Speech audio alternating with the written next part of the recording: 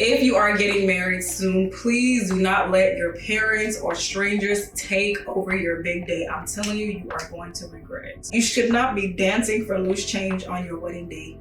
What is going on, mi familia, mi gente, my village people, and everyone in between? Welcome back to my channel. Now, today we're going to be diving into Nigerian weddings. Honestly, I'm thinking I may do like a series talking about Nigerian weddings. I definitely know I want to do Unpopular Opinions MC edition from my perspective as an MC, but today we are talking about how you should not let your family members ruin your Nigerian wedding.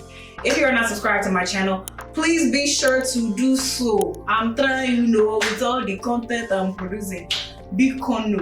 My goal is to really grow this channel and let's see where it takes us. All right. So if you've never been to a Nigerian wedding, what are you doing? What are you doing with your life? I feel like our weddings are so festive, so fun. We will celebrate, we will jubilate, we will confabulate, all the it's, we will eat it and we will still eat. But Nigerian weddings are actually very fun, very colorful, full of tradition, full of culture. You usually have your traditional wedding, you also have your white wedding, but sometimes people will do introductions depending on like your tribe and any of the things they do. So weddings are a big deal. I really feel like maybe they're even the biggest deal if you really think about it in terms of like things we celebrate. Listen, we spray, we eat, you know, we do our cultural dances, we welcome family. I mean, people flying from all over. And you know, with all this, there comes a price tag. Like, weddings are not cheap. Even just American weddings, and even the ones that kind of keep it simple, they are not cheap. Like, have you guys seen some of the prices of some of these venues? Absolutely ridiculous. And then you have to consider catering, you gotta consider outfits. Weddings are a big deal. Because of the high price tags that are on weddings, in my opinion, please, you should not let anyone take over your day to where you're paying all this money and you're not having fun. Whether you do your wedding here or you do it in Nigeria, or even if you have a destination wedding, these things are costly. And you're not getting the return on your investment, except it's just a time for you to celebrate and be joyous and spend it with friends and family. Now, I noticed like more like in the American culture, people are like, oh, well, you know, elope and you don't have to do all that, which is true, you actually don't have to. And I hate when people try to make it seem like those who have big weddings or those who have smaller weddings are better than those who have big weddings and maybe their weddings last longer or their marriage lasts longer. I know that there's people that will say, oh, you know, just elope, you don't need that lavish celebration. And this is usually gonna come from the American culture, right? Because even if you look at Indians, they're always a whole week long. And of course you can always elope, do what you want to do. You don't have to have a grand wedding. But then I feel like if people do want that, if it's their money, if they can truly afford it, then why not? Let's get back to the topic on hand. So I've been a wedding MC for 6 years now. It's crazy. Because when I first started, I didn't even know if I would go past the first wedding, but 6 years. So I've seen some weddings. I've done some weddings here in the United States. I've done weddings in Mexico. I've done weddings in London. And now recently Australia. Okay. Oh, yo, girl is an international MC mama. So with that being said, I know what goes into these events. And it really happens so fast. So you want to make sure that you guys are making great memories. If you are getting married soon, please do not let your parents or strangers take over your big day. I'm telling you, you are going to regret it. I have seen with my two colo eyes, I've seen it where couples have allowed their parents to take over, and you will see them on their wedding day, a day that's supposed to be the most joyous. You know, they're supposed to be having fun, and they're just on the dance floor, just, you know, just dancing, getting sprayed on. And it's almost like everything that they did not want ends up happening because the parents are like, no, you have to do this and this group. Now, let me call out a certain group of people, because me, I am an Igbo girl, right? I'm born in Lagos, but I'm from Imo State. And I feel like this group dancing thing, because yes, we're all about community, it is mainly an Igbo thing. Where it's like, okay, how many groups would we call to dance? Let everybody just come together. But no, they must have their separate groups. I promise you, there was a wedding that I did a long time ago where the bride and groom wanted to keep their white wedding kind of like, modern, fun. They didn't really want all this breaking of the kola nuts, which breaking of the kola nut is a tradition that we do in Igbo, as well as I believe Idoma, they do. I don't think Yoruba really do breaking of the kola nut, but it's a way that we show hospitality to our guests, right? Okay. And some people can be very long-winded with this breaking of the kola nut. So the couple actually really didn't want that. But of course, the parents wanted that. And I always go back to the couple. Whatever the couple wants, if you tell me that I should listen to your dad, I'll listen to your dad. Because I know that this is your day and you're never gonna get this day back. So they ended up having breaking of the kola nuts.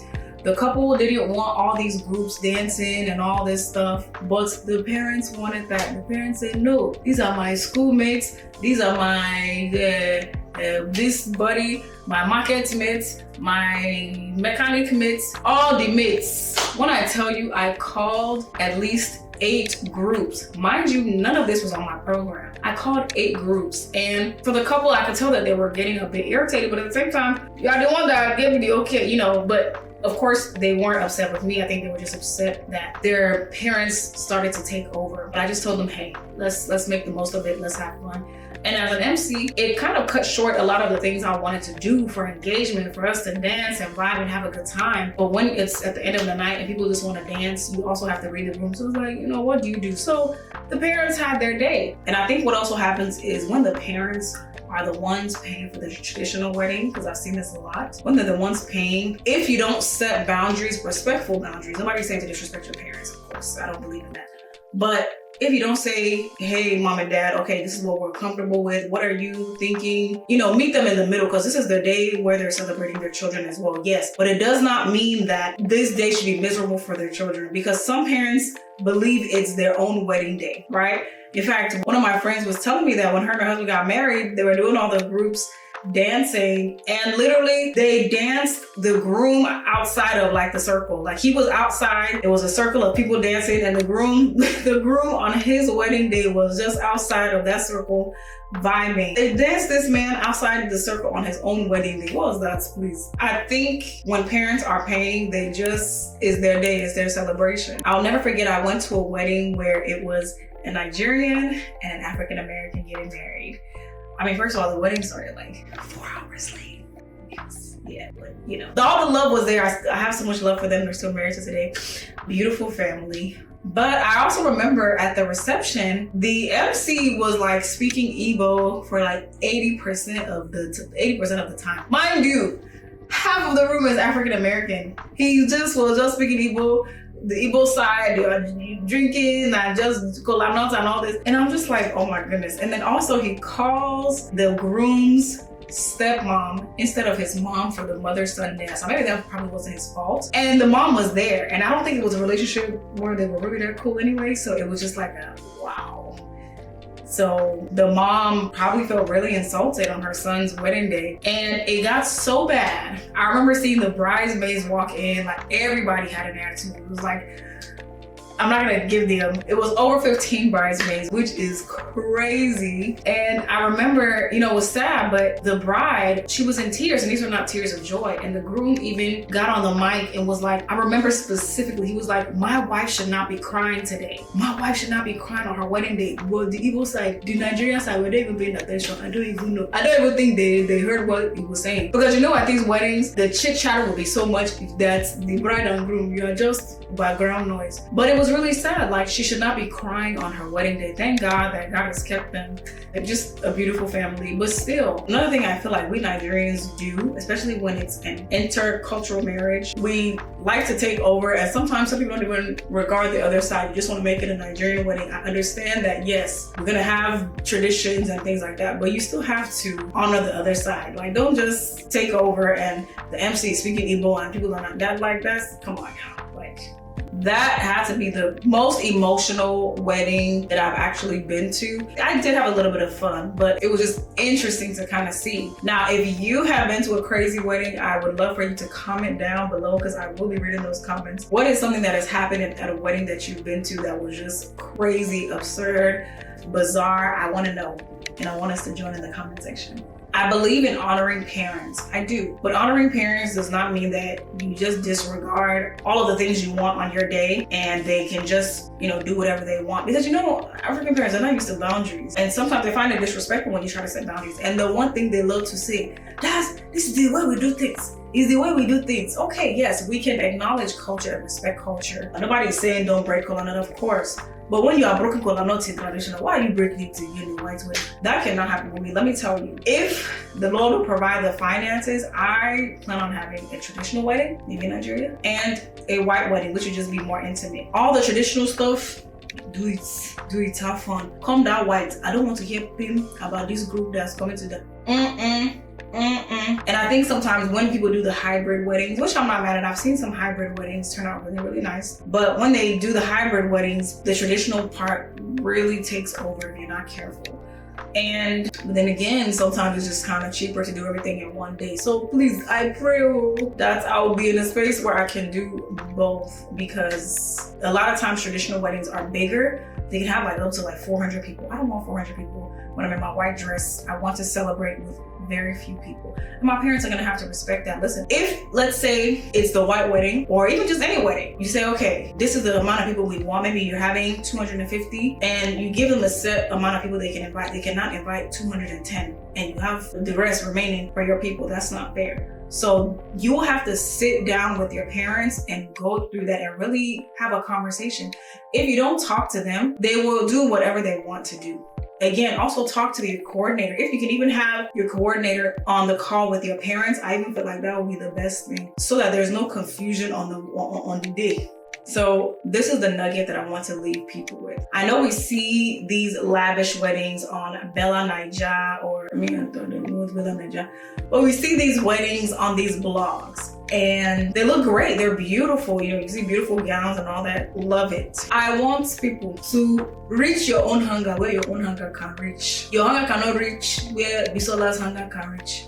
Your hunger cannot reach where Fatima's hunger can reach. Okay? Do the one that you can afford and cut your cloth according to your size. Yes, back in the day, the parents used to pay for everything. I feel like just these days with the economy, everybody's just kind of chipping in. That's cool. But still make sure that even if they are paying for a huge chunk of it, that you all come to an agreement. If you're trying to go above your means and you're stressing out, my dear, it's best after your engagement, go and marry, go to the courthouse, go and marry, and then you can spend a year or two planning the celebration. I've seen it done like that. Or you can just do the celebration that you can afford right then and there, instead of stressing out. Because one thing that people do is they'll count on the money being sprayed to now take that money and go fund their lifestyle. I don't believe in that. And so when they do that, that's when you see people that feel like they're indebted to all these 94 groups coming to dance, because if they don't dance, they will not make money.